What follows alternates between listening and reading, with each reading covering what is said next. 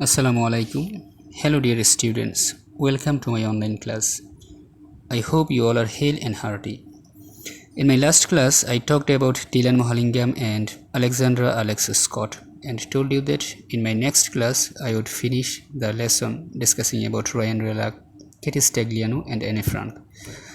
However, with a change of my mind, I have decided today to discuss poetry from your textbook. Poetry is the most interesting and intriguing part of literature and also a bit tough to deal with. But it's always my cup of tea. I love poetry and take interest in teaching poems to my students with eager and passion. In your textbook, you have perhaps 14 poems. Poem bear good marks, and if you can write well, you can easily get 8 out of 10 marks. Well, today we'll read and discuss William Blake's famous poem, The Schoolboy. A very interesting poem to read, yet giving a strong message to the society on how the children should be taught and treated. Actually, William Blake never liked the traditional schooling method of his time. He strongly believed that there was a serious fault with the then existing education system. William Blake he was also strongly influenced by the idealism of Karl Marx. Before getting into our lesson directly, I would like to give you a home task first. So I am going to start my lesson a bit differently today. You see here, school has been defined by 4 adjectives. What do you mean by a school? A school is a place where you can have knowledge, you can have fun, you can be happy, and you have your homework given by your teachers. In this way, your task is to define a schoolboy. You will use such sort of 5 adjectives to define a schoolboy. Well, before getting into our poem, I would like to have a glimpse of William Blake's biography. Whenever you read a poem, you should first go through the biographies of poets, because in many cases a poet's biography, when he lived, where he lived, this information, his biography is closely connected with his works. So in short, William Blake was the son of a London hosier. The boy never went to school. He picked up his education as well as he could. His favorite studies in early days were Shakespeare, Milton, and Chatterton. At the age of 14, he was apprenticed to James Baser, an engraver. William Blake stuck to this job for a long time. At the age of 24, Blake married Catherine Bowser, an illiterate girl. But interestingly, William Blake taught her to read, and Catherine helped him a lot in engraving.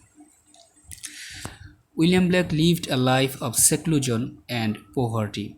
He was often misunderstood by other people who would regard him as gifted but mad. You see, if you go through the biographies of great poets and writers, you'll see that the life of the poets and writers is not easy.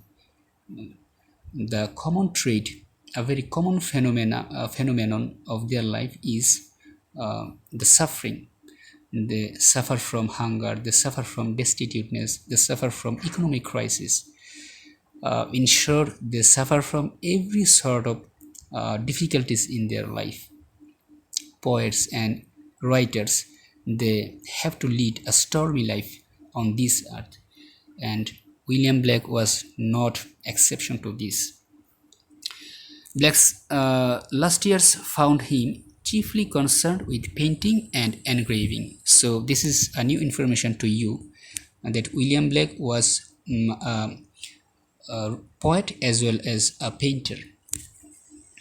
William Blake was a transitional figure in British literature.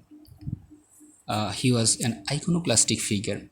He was a revolutionary figure of his time. He never trusted the existing social fabric of his time, and he strongly believed that The society was riddled with corruption and misdeeds, and the only way to remove these misdeeds, this corruption from the society, was to rebuild the society itself. So he was an iconoclastic figure. So here are William Blake's major works, Songs of Innocence and Songs of Experience. William Blake, today he is mostly remembered for these two major works. These are his classical works, masterpieces. The Schoolboy itself is a poem from Songs of Innocence. So now we'll try to recite the poem and try to figure out the figurative speech that William Blake used in his poem and the message that he wanted and that he wants to convey to his reader. So let's start the poem.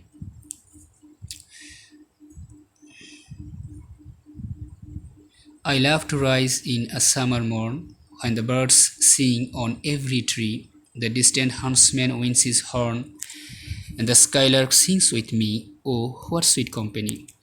But to go to school in a summer morn, oh, it drives all joy away. Under a cruel eye outturn, the little ones spend the day in sighing and dismay. Ah, then at times I drooping sit and spent many an anxious hour, nor in my book can I take delight, nor sit in learning's bower, worn through with the dreary shower. How can the bird that is born for joy sit in a cage and sing? How can a child, when fears annoy, but droop his tender wing and forget his youthful spring?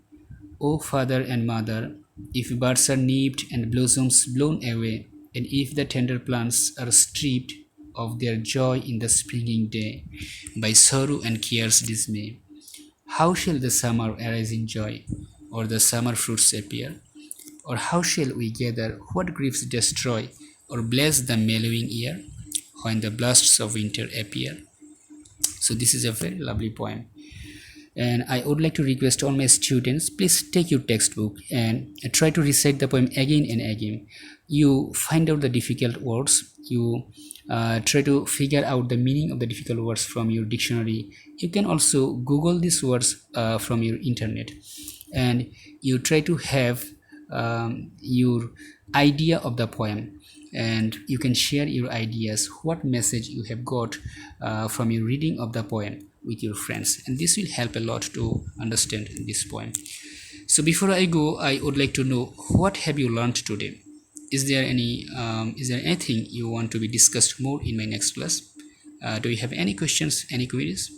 If you have any questions and queries, please jot this down in your paper, and you can convey it to me on the comment box, and I'll try my level best to give answers to all your questions and queries in my next class. So I will see you in my next class. Till then, stay home, stay safe. Allah Hafiz.